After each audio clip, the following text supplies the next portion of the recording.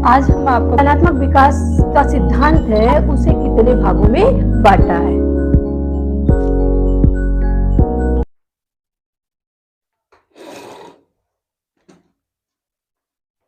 चलिए बच्चों, आज हम आपको पढ़ाने चल रहे हैं जीन पियाजे का संज्ञानात्मक विकास, जो कि मोस्ट इम्पॉर्टेंट है, चाहे डीएलएड के लिए हो, चाहे सीटेट के लिए हो या टेट के लिए हो। तो आइए इस टॉपिक को हम लोग पढ़ते हैं। तो सबसे पहले सामान्य परिचय कि कौन थे जीन पियाजे और इन्होंने किया क्या है। तो आइए देखते हैं। जीन पियाजे कहाँ के निवासी थे, एक प्रश्न यही से बनता है। तो जीन पियाजे स्विट्जरलैंड के निवासी थे। इनका जन्म कब हुआ, जन्म भी पूछा जाता है। तो 1896 में। कब हुआ था? 1896 में। और इनका समय यदि पूछा जाता है तो किस शताब्दी में? 20वीं शताब्दी में। किस शताब्दी में हुआ था? 20वीं शताब्दी में। प्रयोग इन्होंने किस पे किया था? स्वयं के बच्चे पर। इनको प्रयोग के लिए कोई नहीं मिला, इन्होंने अपने स्वयं के बच्चों पर ही प्रयोग कर डाला। और आइए देखते हैं कि क्या इनकी सिद्धांत का नाम क्या था। तो संज्ञानात्मक विकास का सिद्धांत, संज्ञानात्मक विकास का सिद्धांत कह सकते हैं। आइए देखते हैं संज्ञान का अर्थ क्या है और इन्होंने किस पर बल दिया था। तो प्रयोगात्मक विकास पर बल दिया था। और आइए देखते हैं संज्ञान का अर्थ क्या है। संज्ञान एक ऐसी प्रक्रिया है जिसमें देखिए, जिसमें क्या क्या होना चाहिए। संज्ञान एक मानसिक प्रक्रिया है। संज्ञान क्या है? एक मानसिक प्रक्रिया है। और इस प्रक्रिया में क्या क्या होता है। तो सबसे पहले हम देखते हैं कि हम क्या करते हैं, ग्रहण करते हैं। क्या करते हैं? सबसे पहले ग्रहण करते हैं। यहाँ पे है ना ग्रहण, रिसेप्शन सबसे पहले, फिर रूपांतरण, ट्रांसफॉर्मेशन, फिर क्या है? विस्तारण। फिर क्या होगा? विस्तारण होगा, इलेबोरेशन, फिर संग्रहण, स्टोरेज, और फिर प्रत्यास्मरण, रिकॉल होगा। यानी कि जो आपने ग्रहण किया है वो क्या होता है, पुनः एक बार आप क्या करते हैं, उसका रिकॉल करते हैं। इसी को कहा गया है ना प्रत्यास्मरण, पुनः स्मरण करते हैं कि हमें कितना याद है। फिर क्या होता है, उसका लाभ मिलता है, पुनर्लाभ, रिकवरी होती है। क्या होता है? रिकवरी होती है। फिर उसके बाद क्या होता है? समुचित प्रयोग, यानी कि फिर से आप ग्रहण, रूपांतरण, विस्तारण, संग्रहण और प्रत्यास्मरण पे आते हैं, पुनर्लाभ। उसके बाद लास्ट में क्या होता है? उस सबका समुचित विकास होता है। जितना आपने किया समुचित विकास आपका यहाँ होता है, प्रॉपर एप्लीकेशन। तो इन क्रियाओं का सीधे आप कह सकते हैं कि संज्ञान का अर्थ क्या है।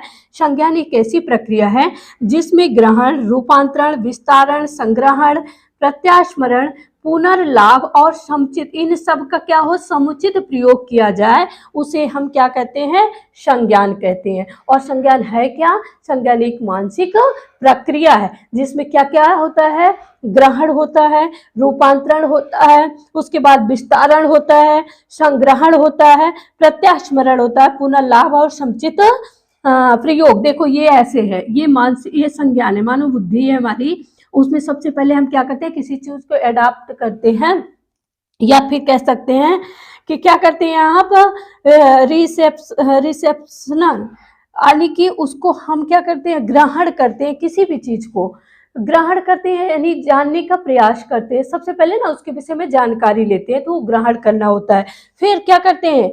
रूपांतरण, उसको हम जो ज्ञान ग्रहण किए हैं उसको दूसरे कार्यों में प्रयोग करते हैं। उसी को कहा गया ना ट्रांसफॉर्मेशन, यानी कि उसका ट्रांसफॉर्मेशन मीन्स उसका रूपांतरण कर दिया गया।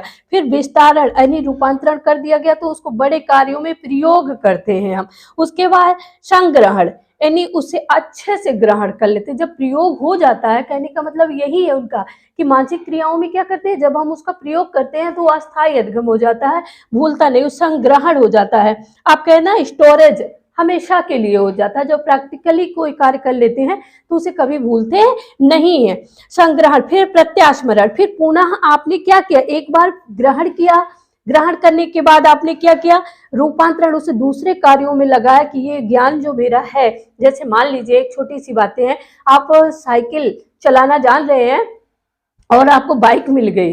अब देखिए साइकिल के ज्ञान को आपने ग्रहण किया, बाइक मिल गई, अब उस ज्ञान को क्या करना है, ट्रांसफॉर्मेशन, यानी दूसरे में रूपांतरित कर रहे हैं कि ऐसे ऐसे चलती थी, ऐसे क्या करना है, हमको हैंडल थामना है, ऐसे आगे ध्यान रखना है। ये ट्रांसफॉर्मेशन, यानी दूसरे ज्ञान, ये पहला ज्ञान जो आपने सीखा है दूसरे कार्यों में क्या कर रहे हैं, रूपांतरित कर रहे हैं। फिर उसका विस्तार होगा, जब थोड़ा सा सीख लेंगे तो कहेंगे यार वो तो वैसे ही है, और इसे और बड़े कार्यों में हम उसका प्रयोग करें। फिर संग्रहण, उसको स्टोरेज कर लेंगे, ग्रहण कर लेंगे कि ये तो हमेशा के लिए हो गया, अब हम भूल नहीं सकते हैं। फिर प्रत्यास्मरण, जब उसको ग्रहण कर लिया तो कभी भी पुनः उस कार्य को करने या उससे संबंधित कोई कार्य करना होता है तो आप क्या करते हैं, प्रत्यास्मरण, उसी चीज को याद करते हैं ना। प्रत्यास्मरण, रिकॉल मीन्स उसी को दोबारा दोहराते हैं। और लाभ, पुनर्लाभ, और पुनर्लाभ फिर क्या होता है, जब आप दोहराते हैं उस कार्य को तो आपको फिर एक बार लाभ मिलता है ना, रिकवरी होती है। जो आपने किया है पहले उस कार्य से इसमें क्या हो रहा है, आपको लाभ, पुनः लाभ मिल रहा है, रिकवरी हो रही है। और बाद में क्या होता है, समुचित प्रयोग, प्रॉपर एप्लीकेशन, और उन सब का, सभी का क्या होता है, जब समुचित प्रयोग होता है तो उसी को संज्ञान कहते हैं कि हाँ हमारे ज्ञान में है। तो ये रहा आपका संज्ञान का अर्थ। आगे आपको बताने चल रहे हैं कि पियाजे की जो संज्ञानात्मक विकास का सिद्धांत है उसे कितने भागों में बांटा है।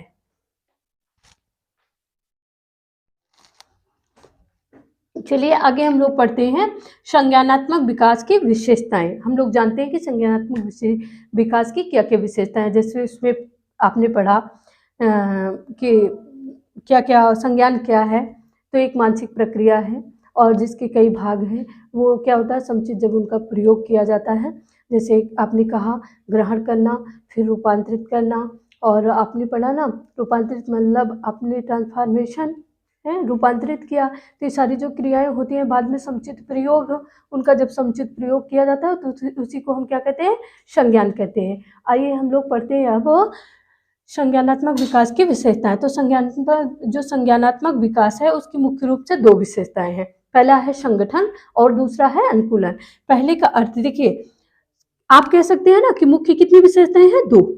वेरी इंपॉर्टेंट क्वेश्चन है, पूछा गया है कई बार कि पियाजे के संज्ञानात्मक विकास की मुख्य कितनी विशेषताएं हैं, तो दो हैं। कौन कौन सी, संगठन, पहला क्या हो गया, संगठन हो गया, दूसरा क्या हो गया, अनुकूलन। संगठन क्या है, जैसे हमने बताया कि मानसिक क्रियाएं जो होती हैं, जो ग्रहण करने की प्रक्रिया है, और फिर क्या रूपांतरित करने की, फिर प्रत्यास्मरण करने की, फिर क्या क्या पुनर्लाभ, प्रत्यास्मरण, पुनर्लाभ, समुचित प्रयोग, ये जो सारी क्रियाएं पहले हम क्या करते हैं, संगठित करते हैं। संगठन, इन सब का एक दूसरे से संबंध बनाते हैं, संगठन, इसे क्या कहते हैं, संगठन की प्रक्रिया।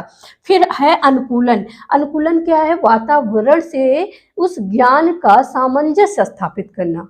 उस ज्ञान का मतलब कि जो ज्ञान आप प्राप्त करें, जो मानसिक क्रियाएं हो रही हैं, उनका क्या किया जाए, वातावरण से अनुकूलन स्थापित किया जाए, यानी संबंध बनाया जाए। और ये जो अनुकूलन की प्रक्रिया है ये भी मुख्य रूप से कितने प्रकार की होती है, दो प्रकार की, आत्मसातीकरण और विशिष्टीकरण। आत्मसातीकरण क्या है, आइए देखते हैं।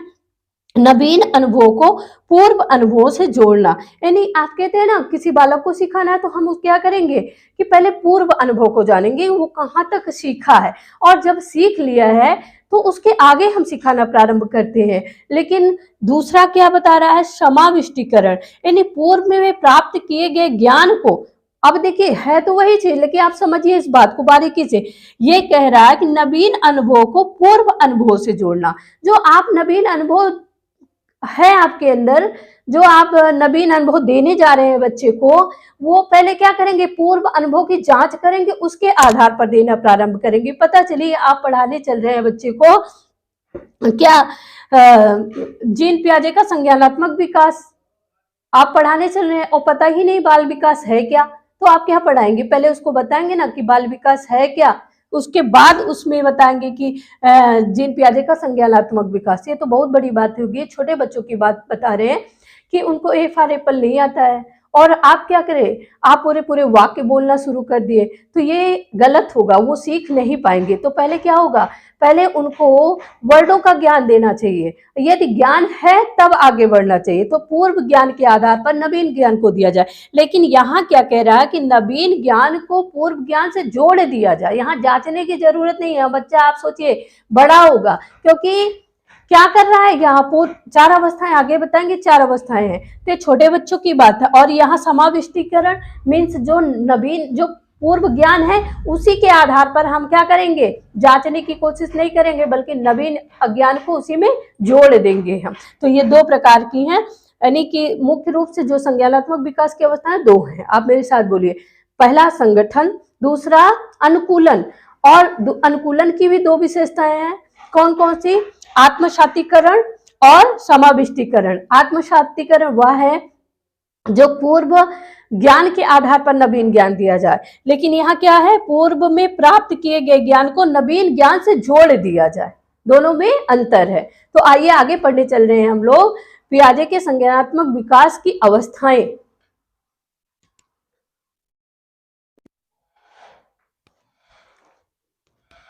चलिए बच्चों, तो हम लोग समझते हैं संज्ञानात्मक विकास की अवस्था। जैसा आपने देखा कि जीन पियाजे ने संज्ञानात्मक विकास की 4 अवस्थाएं दी हैं। संवेदी पेशी अवस्था, पूर्व संक्रियात्मक अवस्था, मूर्त संक्रियात्मक अवस्था और औपचारिक संक्रियात्मक अवस्था। जैसे अंग्रेजी में इसका नाम है sensor motor, pre operation, concrete operation और फॉर्मल ऑपरेशन। इसका पहला का जो समय है वो 0 से 2 वर्ष, दूसरे का 2 वर्ष से 7 वर्ष, तीसरे का 7 से 11 वर्ष और चौथे का 11 से 18 वर्ष। आइए हम लोग देखते हैं इनकी विशेषताएं। तो जो पहली अवस्था है वहाँ इंद्रियों द्वारा सीखना प्रारंभ कर देता है बच्चा। कहने का मतलब जो बच्चा होता है वह इंद्रियों द्वारा सीखता है। पहला इंद्रिया 2 प्रकार की होती है, कर्म इंद्रिया और ज्ञान इंद्रिया। कर्म इंद्रियों द्वारा जैसे हाथ पैर मारना, इसके द्वारा सीख लेता है। और ज्ञान इंद्रिया जो होती हैं, जैसे हाथ, ज्ञान इंद्रिया जैसे कान से सुनना, नाक से सूंघना, जीभ से स्वाद लेना, आंख से देखना, अनुकरण द्वारा सीखता है बच्चा और अर्धभाषी होता है। पूर्व संक्रियात्मक अवस्था में बच्चा इस अवस्था में क्यों, कैसे आदि प्रश्नों का करना प्रारंभ कर देता है, संक्रियात्मक कार्य करने लगता है और बिना किसी तर्क के वस्तु, स्थान आदि की परिवर्तन को स्वीकार कर लेता है। और चौथा जो है तर्क करना, विचार करना, किसी वस्तु को पूर्व आकार में समझना, नाप तौल की भावना आ जाती है, गणना द्वारा इस अवस्था में सीखते हैं। औपचारिक संक्रियात्मक अवस्था, इसकी आयु जो है 11 से 18 वर्ष। इसी में क्या करते हैं, तुलना करना, प्रयोग करना, स्वतंत्र विचार करना, बौद्धिक एवं तार्किक क्षमता। तो चलिए एक एक को अच्छे से समझते हैं हम। जैसे हमने कहा कि संवेदी पेशी अवस्था इंद्रियों द्वारा सीखना। तो बच्चे क्या करते हैं बच्चों, इंद्रियों के द्वारा सीखते हैं। पहला प्रश्न यही होगा कि बच्चे किस अवस्था में इंद्रियों द्वारा सीखते हैं? संवेदी पेशीय अवस्था में बच्चे इंद्रियों द्वारा सीखते हैं। हमने बताया ना, इंद्रियां 2 प्रकार की होती हैं, ज्ञानेंद्रियां और कर्मेंद्रियां। जैसे छोटा बच्चा होता है ना, तो ज्ञानेंद्रियां मतलब कान से सुनना, ये किसी आवाज को लगातार सुन रहा है ना, तो क्या होता है उससे सीख लेता है कि ये आवाज़ मेरे लिए अच्छी, मीन्स बच्चा रो रहा है और किसी ऐसी आवाज़ से जोड़ लेता है कि हाँ, रोने पर ये आवाज़ आएगी तो हमें दूध मिलेगा, या फिर किसी चीज़ की सुगंध से क्या करता है वो महसूस कर लेता है कि मुझे कुछ मिलने वाला है।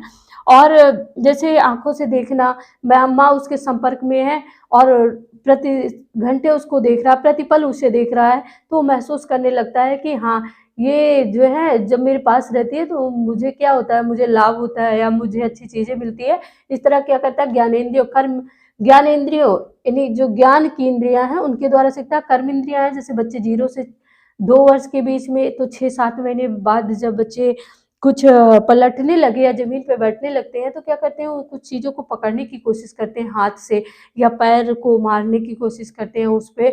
और यदि कार्य हो जाता है तो उसका संबंध स्थापित हो जाता है और बार बार उसके द्वारा जैसे हाथों से किसी चीज़ को पकड़ने की कोशिश करते करते वो सीख जाते हैं। इसी अवस्था में बच्चे क्या करते हैं, अनुकरण के द्वारा भी सीखते हैं। और इस अवस्था में बच्चे क्या होते हैं, अर्धभाषी होते हैं, मीन्स पूर्ण रूप से ये बोल नहीं पाते हैं।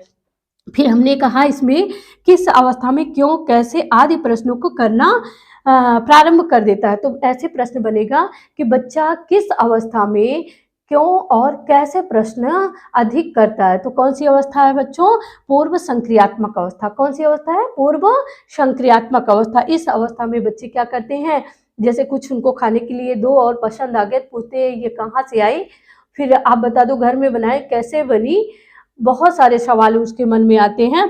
और बिना किसी तर्क के वस्तु स्थान, देखिए इस अवस्था में क्या करते हैं बच्चे, थोड़ा सा जैसे हमने बताया ना कि जो प्रारंभिक अवस्था है उसमें बच्चे क्या करते हैं, सिर्फ आत्मनिर्भर पर निर्भर होते हैं, दूसरों पर निर्भर होते हैं, लेकिन उन्हें अपने आप से प्रेम होता है, अपनी वस्तुओं से प्रेम होता है। जैसे कोई वस्तु टूट गई है तो वो दूसरी वस्तु नहीं लेंगे, कहेंगे नहीं मुझे अपनी ही चाहिए। लेकिन यहाँ पर थोड़ी सी समझ आ जाती है, वो क्या करते हैं बिना बोले ही, मीन्स कोई खिलौना खेल रहे हैं और टूट गए तो रोते नहीं है, बल्कि उस स्थान पे क्या करते हैं, हमें दूसरी वस्तु चाहिए और दूसरी आप दे दीजिए, तो बिना तर्क किए उसे स्वीकार कर लेंगे। यही कहा गया कि वस्तु स्थान आदि के, मान लो कि स्कूल जा रहे हैं और एक दो दिन रोएंगे, लेकिन फिर उनको ज्ञात है कि मुझे जाना है, तो वो स्वीकार कर लेंगे कि हाँ मुझे जाना है। लेकिन जो छोटा बच्चा है 0 से 2 साल तक, उसको चाहे जितना कोशिश करो समझाने की, वो समझने के लिए तैयार नहीं है।